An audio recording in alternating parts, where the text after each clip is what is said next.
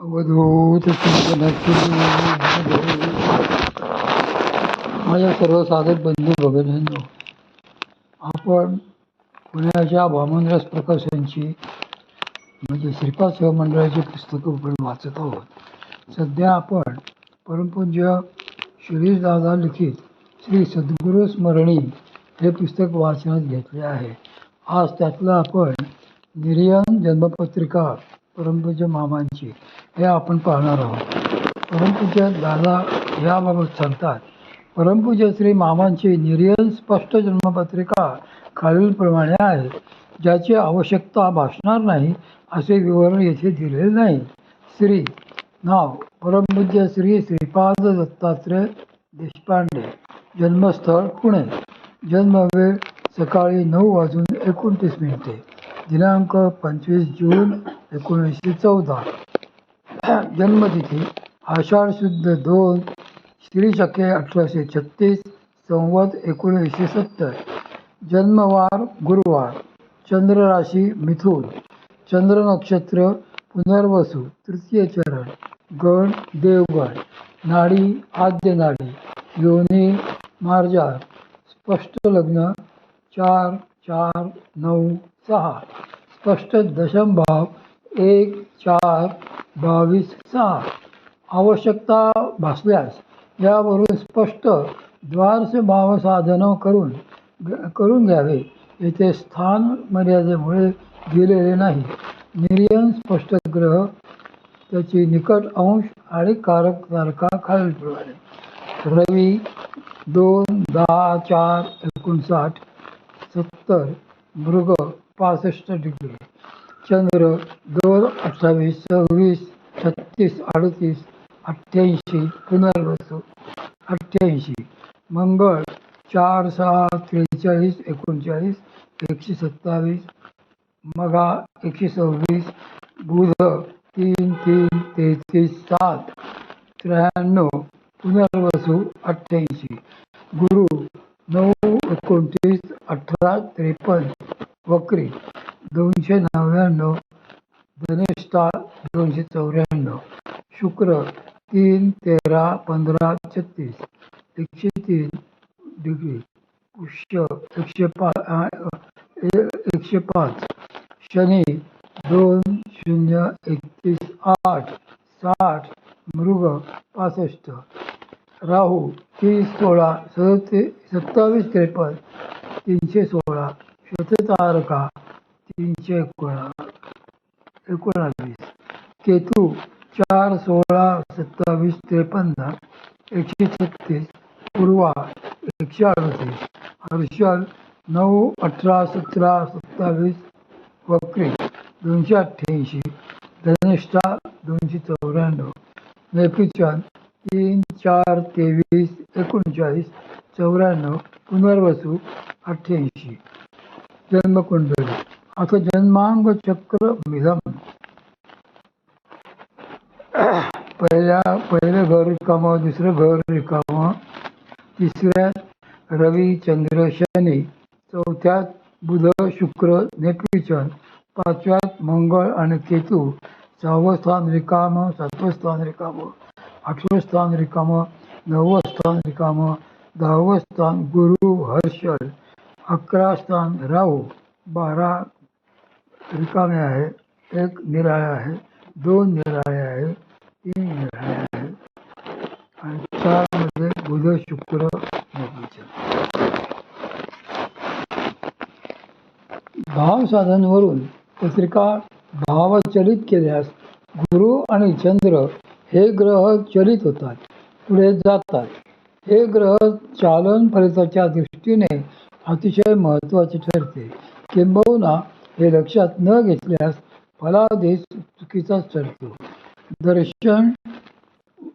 दशवर्ग बळ ग्रह मंगळ लग्नबिंदू, बलवर्ग 5 संज्ञा सिंहासन, ग्रह शनी बलवर्ग 6 संज्ञा पारायण,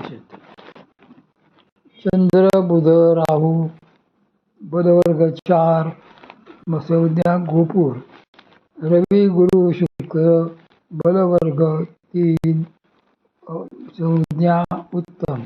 केतू बलवर्ग 2 पारिजात. यावरून शनी, मंगळ आणि लग्नबिंदू हे विशेष बलवान आहेत असे दिसते. विषोत्तरी महादशा साधन.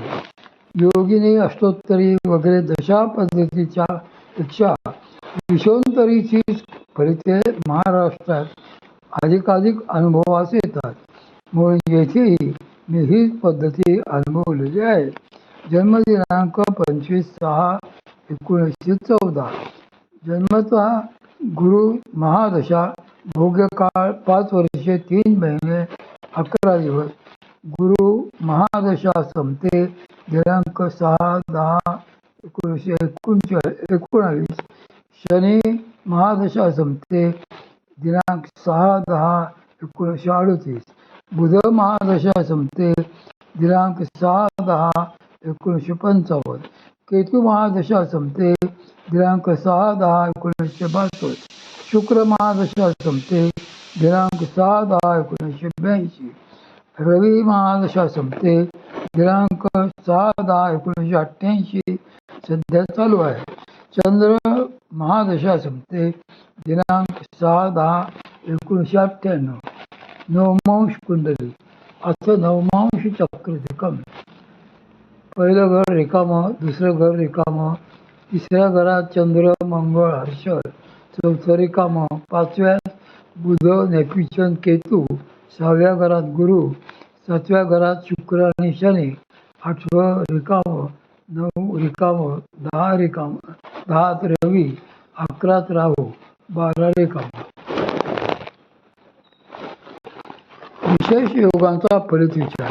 वर दिलेले पत्रिकेचे विवरण तूर्त फलादेशासाठी पुरेसे आहे. आता विशेष योगांचा फलित विचार थोडक्यात बघूया. ही पत्रिका बघताच एक ठळक वैशिष्ट्य लक्षात येते, ते म्हणजे एकादश, द्वादश आणि लग्न यातील स्थानांचीच या पत्रिकेतील सर्व महत्त्वाचे योग निगडीत आहेत. भावचलित पत्रिकेत चंद्र आणि गुरु चलित होतात. हे चालन लक्षात घेतले नाही तर ही पत्रिका नीट आकळणारच नाही. येथे लग्नबिंदू 124 अंश आणि मंगळ 127 डिग्री अशी अंशात्मक युती प्रथम भावात आहे. मघेचा कारक तारा 126 डिग्रीचा तेथेच आहे. मंगळ व लग्नबिंदू वर्गबली आहेत. मंगळ चतुर्वेश आणि भाग्येश असून लग्नबिंदू जवळ पडला आहे. चलित गुरुची त्यावर पूर्ण दृष्टी येते आणि प्रतियुतीही होते. सिंह लग्नावर होणारा हा एक अतिशय महत्त्वाचा असा राजयोग आहे. या योगावर जातक विद्वान, लोकप्रिय, विनयशील, दीर्घायू, मातापित्यांचा प्रिय आणि स्पष्ट वक्त असा होतो. या सिंहेच्या अंशावरचा मंगळ हा निर्भीडपणा, जन्मजात नेतृत्व, सत्य धर्माची कळकळ आणि अन्यायाविषयी विलक्षण क्रोध होते. मंगळाबरोबर युती असलेला केतू मंगळाला पूर्णतः पूरक आहे. पण या प्रकाराचा केतू हा आयुष्याच्या 18 वर्षापर्यंत कधीतरी मंत्रतंत्र प्रयोगांपासून त्रास असतो आणि 18व्या वर्षानंतर आयुष्यात कधीतरी विषप्रयोग घडवून आणतो. हा केतू 136 डिग्री पूर्वा नक्षत्राचा कारक तारखेजवळ 138 डिग्री असल्यामुळे तो जातकाला दानी, हास्यप्रिय, गायन वादनादी श्रवणप्रिय आणि लोकहितासाठी खर्चिक वृत्तीचं बनवतो. राजयोगाचा अनुभव.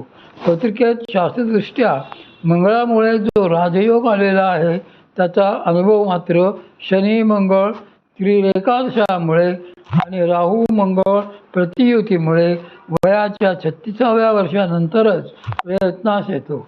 वर्गबली मंगळ लग्नात असणे हे अपार शिवकृपा असल्याचे द्योतक आहे.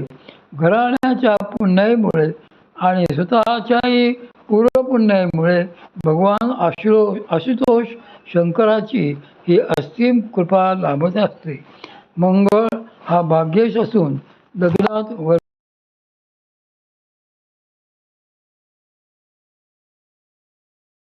साधना क्षेत्रात अभूतपूर्व अशी कुछ नहीं, सब ठीक है। या क्या चाल रहा है?